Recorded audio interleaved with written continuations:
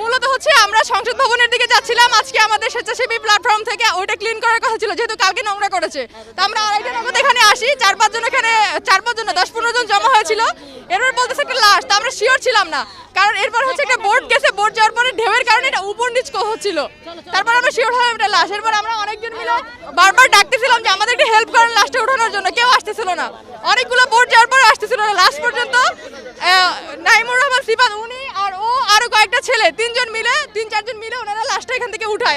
আরেকটা বোট ছিল, এই বোটের মাধ্যমে বারবার অনেক কথা বলার পরে, অনেক রিকোয়েস্ট করার পরে লাস্ট পর্যন্ত ওনারা হচ্ছে মানে আমাদেরকে সহায়তা করে বোটে লাশটা এখানে দিয়ে যায়।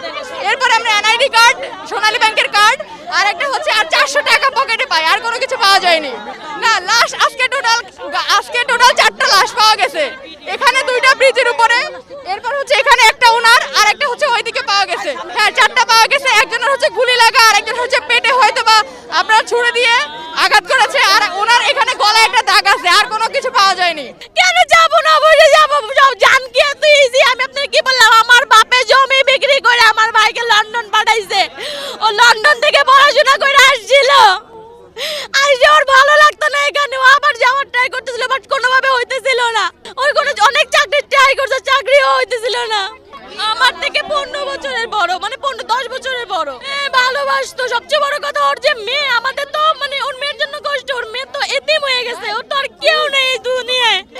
মা তাকে 1.5 বছর আগে হারিয়েছে, মার কথার মনেও নেই, আমার মা পালতে আছে ওকে।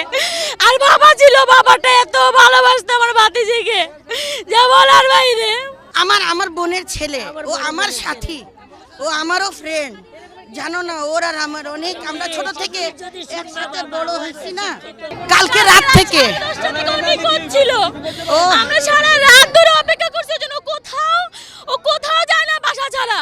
ওর মা তো একমাত্র বাসা থাকে। ও 10:30টা থেকে নিখোঁজ। আমরা সকালবেলা ওইটা খোঁজা শুরু করছি। আমরা ঢাকা মেডিকেলের মর্গ খুঁজছি, সব জায়গায় খুঁজছি।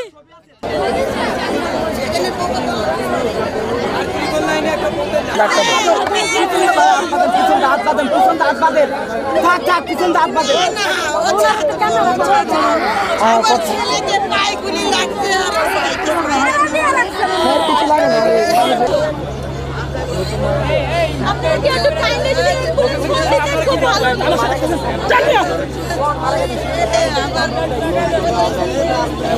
হতো।